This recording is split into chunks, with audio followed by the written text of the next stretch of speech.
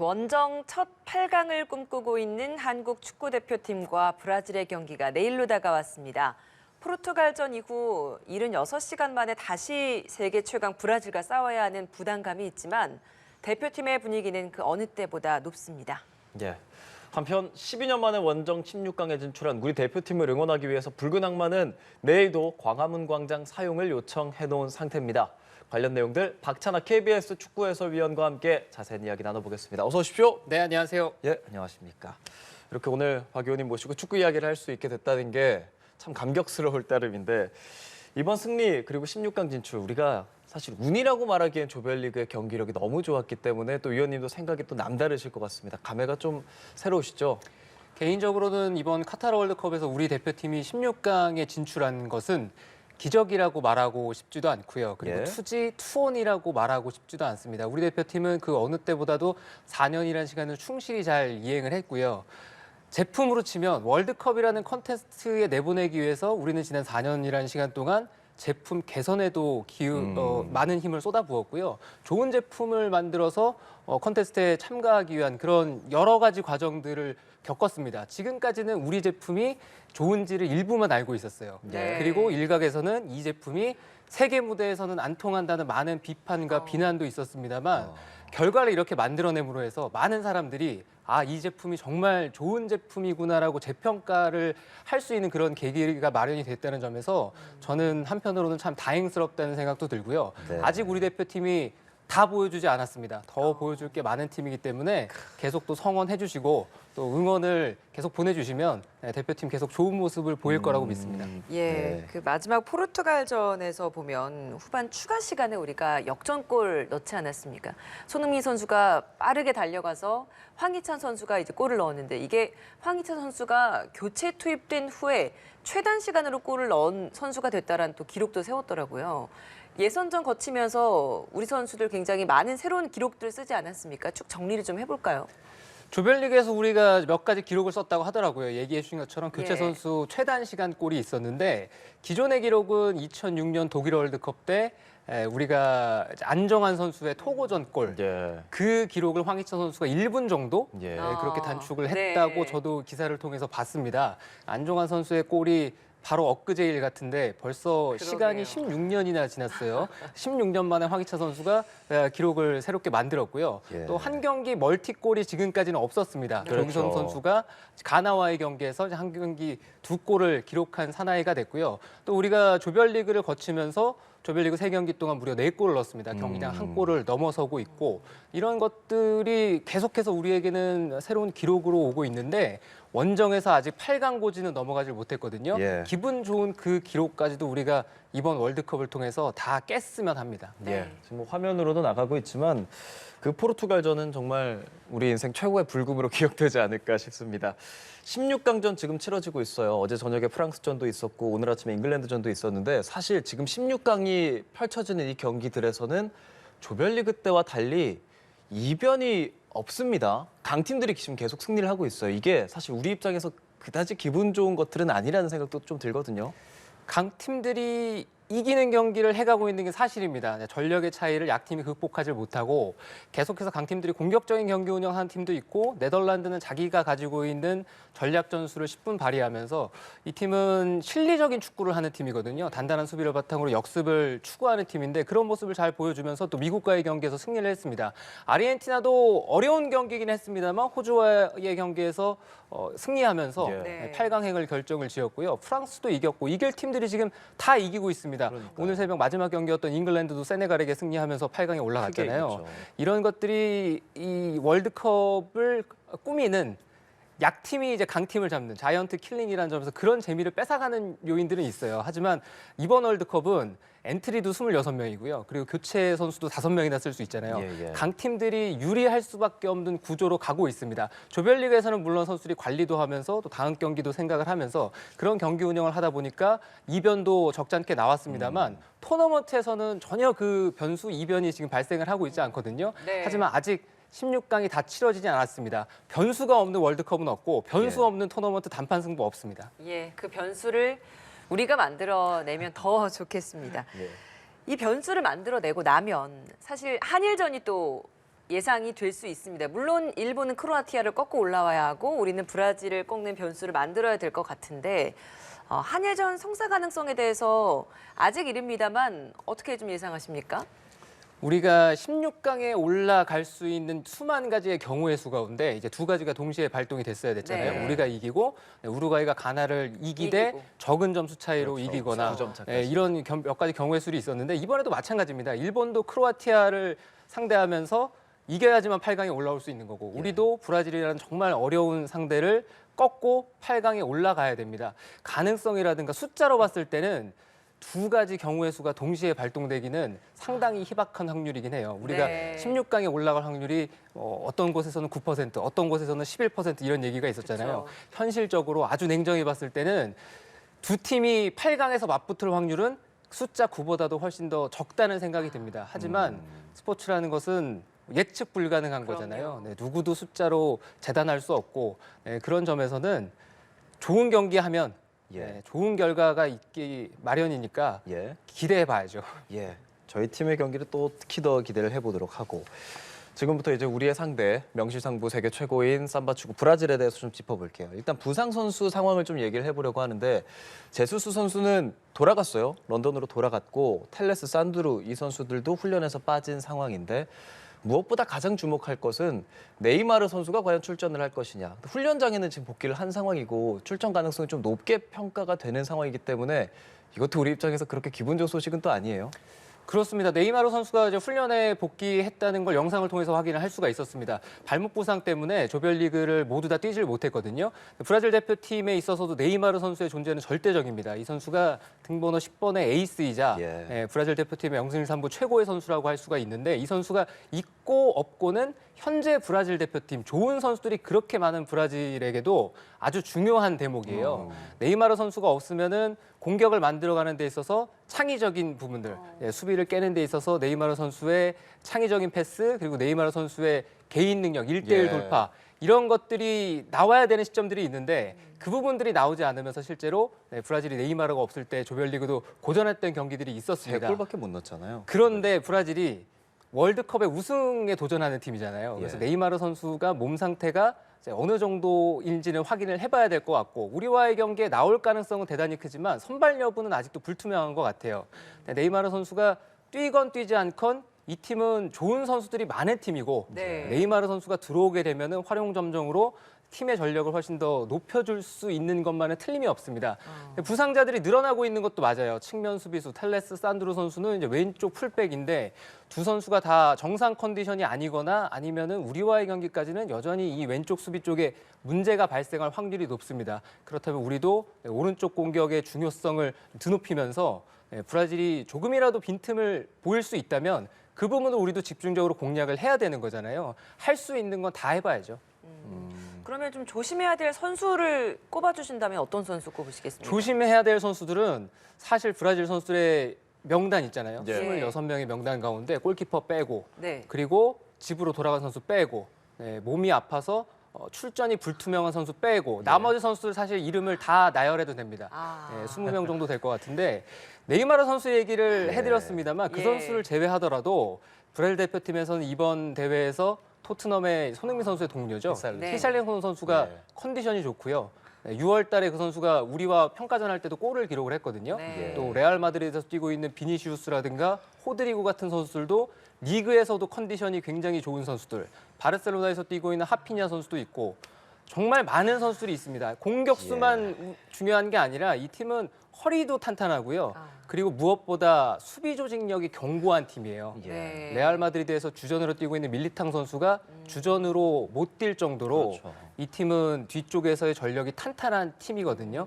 하지만 우리가 이름값에 너무 주눅들 필요는 없고 네. 단판 승부고 이름값에 주눅들다 보면은 우리가 가지고 있는 거 다 못 보여주잖아요. 예. 거기에 주눅들 필요는 없다. 그럼요. 예. 주눅들 필요 없다. 사실 지금 뭐 컨디션을 우리가 좀 브라질 선수들의 컨디션을 아무래도 주목해서 봐야 하는 상황이기 때문에 뭐 좀 감기 기운이 있어서 훈련에 불참했다 이런 얘기도 나오고요. 알리송 선수라든지 뭐 이런 선수들이 관련해서 뭐 PCR 검사를 받아야 하는 상황이 아니냐 뭐 이런 얘기들도 좀 나옵니다. 이것은 뭐 대회에서 규정적으로 이렇게 좀 강제하는 그런 부분은 아닌 건가요? 시점을 봐야 되는데요. 이 한국에 전달된 시점이 많이 늦었어요. 11월 말에 이미 이제 브라질 내에서는 지나갔던 이슈고 국내로 들어오는 과정에서 이게 시간적인 너무 지연이 있었습니다. 브라질 일부 선수들이 감기 증상을 호소한 것은 사실인데 그게 네. 이미 스위스와의 조별리그 경기 이제 전후니까 시일이 좀 많이 지났고요. 선수들 다 검사 받았고 이상이 없는 걸로 판별이 났습니다. 그래서 예. 우리는 그 부분에 있어서 너무 신경을 쓸 필요는 없다는 생각입니다. 예, 알겠습니다. 자, 그러면 우리 선수들은 어떤 공략을 해야 되는가? 브라질 공략법 어디에 집중해야 할지 이걸 이제 좀 짚어보고 싶습니다. 우리 선수들이 지난 이틀이라는 시간 동안 얼마나 회복을 했는지가 관건입니다. 우리가 내세울 수 있는 걸 다 보여주기 위해서는 우리 선수들이 정상 컨디션을 최대한 되찾아야만 우리도 열심히 네. 한번 싸워볼 수가 있잖아요. 그쵸. 그런 면에서는 1, 2차전, 3차전까지도 소모가 많았던 손흥민 선수가 얼마나 회복을 하느냐. 예. 또 3차전에서 몸 상태가 좋지 않아서 휴식을 취했던 김미재 선수의 출전 여부라든가 또 포르투갈과의 경기에서 극적인 동점골을 터뜨리고 후반에 이제 몸이 좋지 않아서 교체를 했던 중앙 수비수 김영권 선수의 컨디션도 중요할 거고요. 또 미드필더에서 황인범 선수라든가 또 이재성 선수, 또 정우영 선수 다 체력 소모가 너무 극심했습니다. 많이 뛰었죠. 이런 선수들이 얼마나 이제 정상적인 몸으로 경기를 임할 수 있느냐, 이 부분이 우선시돼야 될 것 같고요. 예. 우리 선수들이 최대한 회복을 했다는 전제하에 첫째도 둘째도 일단 수비 조직력을 견고히 해야 됩니다. 오히려 이 경기가 더 반드시 이겨야 되고 부담이 많은 쪽은 아무래도 우승을 노리고 있는 브라질이거든요. 네. 그래서 우리가 수비 조직력을 단단히 세울 수 있으면 예. 그리고 브라질이 이제 골을 넣지 못하는 시간이 계속 길어지다 보면 오히려 초조한 쪽은 브라질이 될 거고 그러다 보면은 수비진이 올라왔을 때 우리가 뒷공간을 노리면서 역습을 할 수 있는 기회도 우리에게는 분명히 올 수 있으니까 네. 그 부분은 우리가 집요하게 좀 공략을 해봐야 되겠죠. 그러니까 수비를 좀 탄탄하게 하고 나서 역습을 노리는 전략을 좀 세워야 된다는 거고. 그럼 수비는 저희 이렇게 포킴이라고 하잖아요. 김씨 4명의 수비수가 그대로 좀 출전을 할 거라고 예상을 하시는 건가요? 정상적인 컨디션이라는 전제 하에는 그 4명의 이제 김씨성을 가진 우리의 든든한 수비진들이 잘 지켜줄 겁니다. 예. 만약에 여기서 문제가 생기면은 언제든지 이 선수를 대신할 만한 선수들도 이제 벤치에서 기다리고 있으니까 포르투갈전에 권경원 선수가 중앙 수비로 나서 좋은 모습 보이기도 했었고요. 예. 그리고 왼쪽 수비에는 김지수 선수가 1, 2, 3차전 동안 본인의 이제 월드컵에 맺힌 한을 다 털어버렸습니다. 예. 그래서 출전을 한다면 또 좋은 활약이 기대가 되는데 만에 하나 체력적으로 많이 떨어졌다 예, 싶으면 예. 홍철 선수가 나올 수도 있고 오른쪽 수비수는 윤정규 선수 또 김태환 선수도 언제든지 경기에 그렇죠. 나설 수도 있으니까 누가 나가던 뒤쪽에서 조직력을 견고히 다져야 된다. 말씀드리고 싶습니다. 예, 체력 회복이 관건이다라고 말씀해 주셨습니다. 사실 포르투갈전 마치고 나서 얼마 지나지 않은 뭐 72시간 정도 지난 후에 바로 또 출전을 하게 되는 상황이다 보니까 회복력이 굉장히 중요할 것 같은데 그에 반해서 브라질은 어느 정도 충분히 회복할 수 있는 시간이 우리에 비해서는 좀 많이 확보된 상황이란 말이에요. 이런 짧은 시간에 선수들 체력 회복하는 방법들이나 이런 게 있습니까? 일단 선수들이 잘 먹고 잘 쉬고 그리고 또 치료 열심히 받고 그 방법밖에는 지금 할 수 있는 게 없습니다. 브라질도 조별리그 3차전이 우리와 같은 날에 치러졌어요. 그래서 브라질 역시도 우리가 휴식일은 같습니다. 다만 차이가 있다면 브라질은 쟁쟁한 선수로 구성이 되어 있고 실질적으로 더블 스쿼드 이상의 전력으로 월드컵에 그렇죠. 임하고 있잖아요. 조별리그 3차전 카메룬과의 경기에서 이 팀은 1대 0으로 패했습니다. 그런데 그날 뛰었던 선수들 보시면은 1, 2차전에 안 뛰었던 선수 혹은 1, 2차전에 나왔어도 그러니까요. 출전 시간이 짧았던 선수들로 3차전을 치렀어요. 예. 그런 만큼 브라질도 사실상 월드컵이 본격적으로 시작이 되는 건 이 16강 무대고요. 16강에서 잘 뛰기 위해서 1, 2차전에 몰입해서 성과를 얻고 그리고 3차전은 쉬어가는 의미로 경기를 치렀습니다. 그래서 주전 우리보다 선수를 좀 쉬게 해준 거죠. 훨씬 사정이 나아요. 예. 그것이 이제 강팀이 가지고 있는 또 전력에서의 예. 플러스 요인이라고 볼 수가 있겠죠. 로테이션을 했는데도 대단하더라고요. 깜짝 놀랐는데 아무쪼록 그래도 저희가 뭐 99년도에 김도훈 감독이 결승골로 또 승리를 했던 기억도 있기 때문에 그렇다면 한 가지 우리나라 대표팀의 키플레이어 선수 누구 꼽으시겠습니까? 우리 대표팀의 키플레이어 선수는 사실상 이날 선발로 나갈 11명의 선수 그리고 교체 선수로 5명이 들어갈 수가 있잖아요. 5명이 다 들어갈 수도 있고 교체 카드를 좀 아껴서 쓸 수가 있는데 그라운드에 출전하게 될 16명 모두 그리고 벤치에서 우리 선수들을 응원하게 될 선수들 전원. 예. 키플레이어를 한 명 꼽을 수는 없습니다. 왜냐하면 상대가 워낙 막강한 팀이에요. 피파 랭킹 1위고 이번 대회 거듭 말씀드립니다만 가장 강력한 우승 후보입니다. 그런 팀을 상대할 때 특출나게 한 명의 활약으로 용감히 맞서 싸우고 좋은 결과를 얻는 것도 중요하지만 11명이 합심해서 결의에 찬 모습으로 그렇게 경기를 해가야만 되겠죠. 교체 카드 이번에는 5명의 선수를 바꿀 수 있는 그 차이가 있는데 어떻게 예상하세요? 이번 16강전에서는 교체 카드를 좀 활발하게 활용을 해야 된다라고 보세요. 활발하게 아마 활용을 해야 될 겁니다. 휴식일이 이틀밖에 없었고요. 3일째 치르는 경기고 우리는 조별리그 1, 2, 3차전에서 모든 전력을 쏟아부었습니다. 선수들이 네. 거의 탈진할 정도로 힘을 다 쏟은 결과가 16강 진출이라는 쾌거였거든요. 네. 그런 만큼 이 선수들이 이제 브라질과 경기하면서 90분을 버티기는 어려울 가능성이 대단히 크죠. 그리고 단판 승부의 특성상 경기가 90분에 안 끝날 수 있어요. 연장전이 있을 수 있고요. 그리고 또 승부차기까지 가는 대접전을 우리가 만들어낼 수도 있습니다. 네, 그렇다는 점에서는 120분을 잘 준비를 해서 철저한 시나리오대로 우리가 이기고 있을 때 혹은 우리가 지고 있을 때 비기고 있을 때 이런 모든 시나리오는 이미 파울로 벤투 감독을 비롯해서 벤투 사단, 코칭 스텝이죠. 다 준비를 해놨을 거예요. 벤투 사단이 실제로 이번 월드컵이 치러지는 기간 동안에 브라질 대표팀의 경기를 면밀히 관찰하기도 했었고요. 그 이전부터 우리가 평가전을 2019년 그리고 2022년 2번 했습니다. 네. 우리가 브라질과 경기를 또 해본 경험들이 있기 때문에 그런 데이터라든가 상대에 대한 분석 이런 것들은 철저히 되어 있을 예. 거라 믿어 의심치 않습니다. 사실 이번 벤투호가 조커를 참 잘 기용을 하지 않았습니까? 이강인 선수도 그랬고 황희찬 선수의 득점 역시도 그랬기 때문에 좀 기대를 해봐야 할 것 같고요. 변수들을 좀 짚어보고 싶어요. 일단 이번 스타디움이 에듀케이션 시티에서 3경기하고 이렇게 16강전은 한 번도 치러진 적 없는 스타디움 974라는 점도 그렇고 이곳은 또 에어컨이 없습니다. 게다가 야간 경기이기도 하고 심판 역시도 우루과이 때 우리에게 경고를 2장 주었던 심판입니다. 이런 변수들에 대해서는 어떻게 좀 생각하고 계시는지요? 먼저 트루팽 주심부터 말씀을 드리면 우루과이와의 경기에서는 반칙을 자주 선언하지 않았어요. 근데 이 주심의 특징은 평균치가 없어요.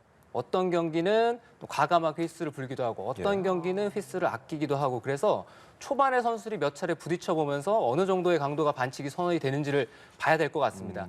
그런데 평균치가 어느 정도 정해진 포인트는 페널티 선언은 잦은 편이거든요. 그래서 브라질 선수들이 박스 안으로 들어와서 개인기를 보인다거나 아니면 과감히 1대1을 한다거나 이럴 때 우리가 성급히 기다리기보다는 수비진들이 성급히 발을 내밀기보다는 네네. 수비진들이 좀 기다리면서 상대의 움직임을 보고 수비를 하는 게 바람직하다는 생각이고요.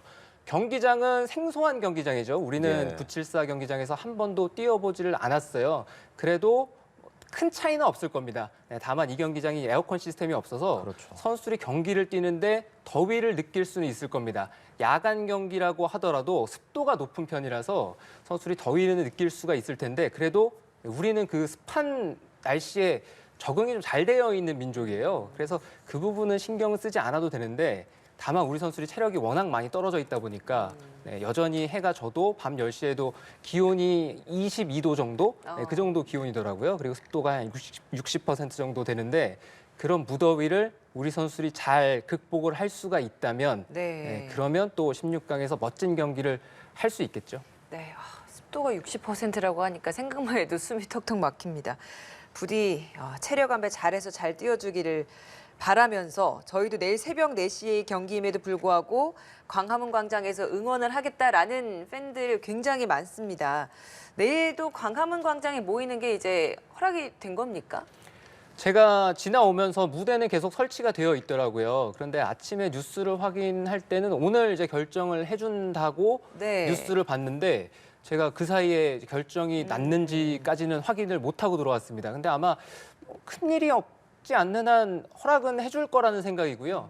또 날씨가 굉장히 추워졌습니다. 맞아요. 지금 낮인데도 해가 떠 있는데도 많이 추워졌더라고요. 그래서 만약에 광화문을 가시는 분이 있다면 준비 단단히 하셨으면 좋겠고요. 또 이제 많이들 모여서 응원을 해주시면 그 응원단들의 열정 그리고 응원의 목소리 정말 그 멀리 있는 도하까지 다 전달이 됩니다. 그래서 선수들도 그거 알고 더 힘내서 뛸 수가 있으니까 많이들 어느 곳에 있건 저도 마찬가지고 응원을 다 같이 했으면 합니다. 네. 예, 뭐 포르투갈을 이번에 승리한 것도 그렇고 이렇게 원정에서 16강에 또 한 번 진출한 것도 그렇고 뭐 기적이고 쾌거의 연속입니다. 이제 경기가 오늘 새벽 4시죠. 4시에 치러지게 될 텐데 축구 보시는 축구 팬들에게 그리고 대표팀 선수들에게 한 말씀 좀 해주신다면요.